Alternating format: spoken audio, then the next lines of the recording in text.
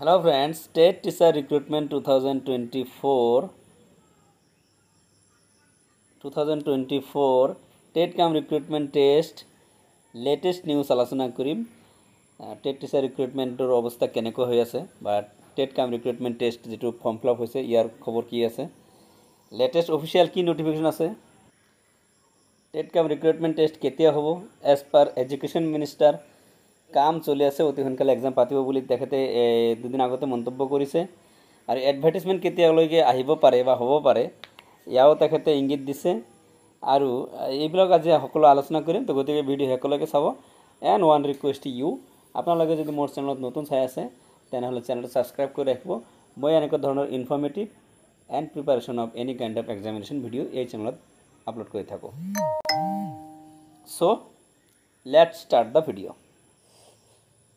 Hello' friends, government notification আহিছে, vacancy list বিচাৰিছে, প্ৰতিটা ডিষ্ট্ৰিক্টতে ভেকেঞ্চি লিষ্ট বিচাৰিছে। গ্ৰেজুৱেট এণ্ড পোষ্ট গ্ৰেজুৱেট টিচাৰৰ ভেকেঞ্চি লিষ্ট বিচাৰিছে। তো এই ভেকেঞ্চি লিষ্ট বিচাৰিছে, তাৰ নটিফিকেশ্যন আমি চাম কিহৰ কাৰণে বিচাৰিছে আৰু কিয় বিচাৰিছে। বহুতে কুৱেশ্যন কৰিছে LPP DEE আছামৰ কথা কৈছে। DEE আছাম যিটো মানে এডভাৰ্টাইজমেণ্ট হৈছে, ভেৰিফিকেশ্যন কিয় হোৱা নাই। তো এজ পাৰ এডুকেশ্যন মিনিষ্টাৰ এটা সাক্ষাৎকাৰত কৈছে তেখেতে অতি সোনকালে ভেৰিফিকেশ্যন লিষ্ট আহিব। এজ পাৰ এডুকেশ্যন মিনিষ্টাৰ কৈছে এইটো কামটো চলি আছে DEEত, আৰু অতি সোনকালে এইটো আহিব, জুলাই বা আগষ্ট মাহলৈকে ভেৰিফিকেশ্যন হ'ব পাৰে বুলি তেখেতে মন্তব্য কৰিছিল। এয়া চাওক ফ্ৰেণ্ডছ, এয়া হৈছে এই গভৰ্ণমেণ্ট নটিফিকেশ্যনটো, government of Assam, office of the director secondary education Assam, Kahilipara Guwahati 19। এয়া ছেকেণ্ডেৰী ডিৰেক্টৰৰ পৰা আহিছে। ইয়াৰ ছাবজেক্টটো হৈছে চাওক, regarding submission of vacancy position 1/4/2024 to 31/7/2024 of post-graduate teacher and graduate teacher excluding the post-provincialist 1/1/2013 of different government provincialist secondary school separately. তো এই post vacancy ডিটেইলছটো বিচাৰিছে প্ৰত্যেকটো the inspector of schools all excluding BTC and 6 schedule area. হয়, BTCৰ 5টা district আৰু 6 schedule area যিবোৰ district আছে, most probably 7 district আছে। তো এই 7 ডিষ্ট্ৰিক্টৰ বাদে বাকী সকলো ডিষ্ট্ৰিক্টৰ ইনস্পেক্টৰ অফ স্কুলছ IS বুলি যি কওঁ, ছেকেণ্ডেৰী হাই স্কুলৰ যিখিনি হায়াৰ অথৰিটি IS, সেই হায়াৰ অথৰিটিক বিচাৰিছে ডিৰেক্টৰৰ পৰা ভেকেঞ্চি ডিটেইলছ।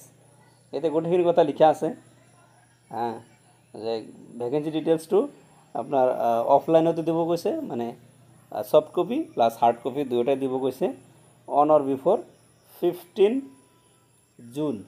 মানে আজি যদি আপোনাৰ 11 তাৰিখ, মানে এই 4 দিনৰ ভিতৰতে ভেকেঞ্চি ডিটেইলছটো দিব কৈছে। বোথ মানে soft copy and hard copy দুয়োটাই দিব কৈছে। তো ইয়াৰ ওপৰত ভিত্তি কৰি, ইমান সোনকালে যিহেতু কামটো চলি আছে, ইয়াৰ ওপৰত ভিত্তি কৰি আমি ক'ব পাৰি যে টেট কাম ৰিক্ৰুটমেণ্ট টেষ্টটো অতি সোনকালে পাতিব, কাৰণ ইয়াৰ এই বস্তুটো ৰিলেটেড হৈছে টেট কাম ৰিক্ৰুটমেণ্ট টেষ্ট।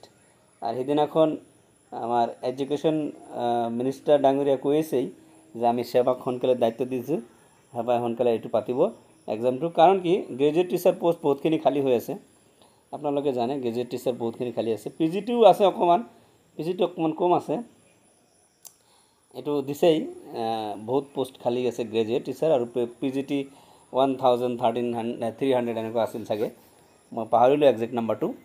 তো যিকে নহওক এইখিনি আছিল পষ্ট ভেকেঞ্চি। তো এই ভেকেঞ্চি ডিটেইলছটো এইটো বিচাৰিছে, মানে কোন স্কুলত কিমানটা পষ্ট খালী আছে, স্কুল ৱাইজ মানে পষ্টটোৰ ডিটেইলছ বিচাৰিছে। তো ইয়াৰ দ্বাৰা বুজা যায় যে টেট কাম ৰিক্ৰুটমেণ্ট টেষ্টটো অতি সোনকালে পাতিবলৈ ওলাইছে। আৰু টেট কাম ৰিক্ৰুটমেণ্ট টেষ্ট পাতাৰ পিছতেই আপোনাৰ এইটো এডভাৰ্টাইজমেণ্ট হ'ব গ্ৰেজুৱেট টিচাৰ আৰু পোষ্ট গ্ৰেজুৱেট টিচাৰৰ কাৰণে। এইফালে BTC এৰিয়াৰ ভেৰিফিকেশ্যন লিষ্টটো ৰিচিডিউল কৰি দিছে। BTC এৰিয়াতো গ্ৰেজুৱেট টিচাৰ আৰু পোষ্ট গ্ৰেজুৱেট টিচাৰৰ কাৰণে হৈছে আপোনাৰ টেট কাম ৰিক্ৰুটমেণ্ট টেষ্টৰ কাৰণে এডভাৰ্টাইজমেণ্ট হৈছিল, ফৰ্ম ফিল আপো হৈছে। তো ইয়াৰ কাৰণেও হ'ব, কিন্তু ইয়াৰ একজেক্টলি খবৰ এতিয়ালৈকে অহা নাই। মই কিবা ইনফৰ্মেশ্যন পালে মই আপোনালোকক জনাই দিম। হাই ফ্ৰেণ্ডছ, স্মল ফেমিলিৰ এটা প্ৰশ্ন কৰিছিল যে যিবিলাকে আনমেৰিড আছে তেওঁলোকে কি এই এফিডেভিটটো দিব লাগে নেকি। তো মই খবৰ কৰিলোঁ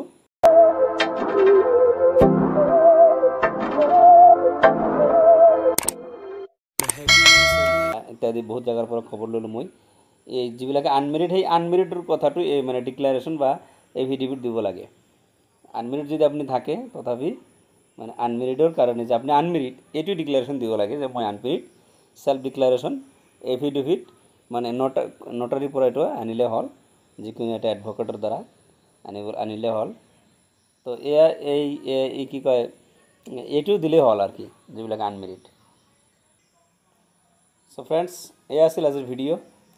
থেংক ইউ ফৰ ৱাচিং দ্য ভিডিঅ'। তো কিবা জানিবলৈ হ'লে অৱশ্যই কমেণ্ট কৰিব। And one request to once again যে মোৰ চেনেলটো ছাবস্ক্ৰাইব কৰি ৰাখিব। মই এনেকুৱা ধৰণৰ ইনফৰ্মেটিভ ভিডিঅ' এই চেনেলত আপলোড কৰি থাকোঁ, লগতে প্ৰিপাৰেশ্যন ভিডিঅ' আপলোড কৰি থাকোঁ। সময় কম হোৱাৰ কাৰণে আজিকালি দিব পৰা নাই, তো মই সময় পালেই প্ৰিপাৰেশ্যন ভিডিঅ'বিলাক দি থাকিম। So' once again thank you জনাই মই ভিডিঅ'ৰ পৰা বিদায় লৈছোঁ। Thank you so' much.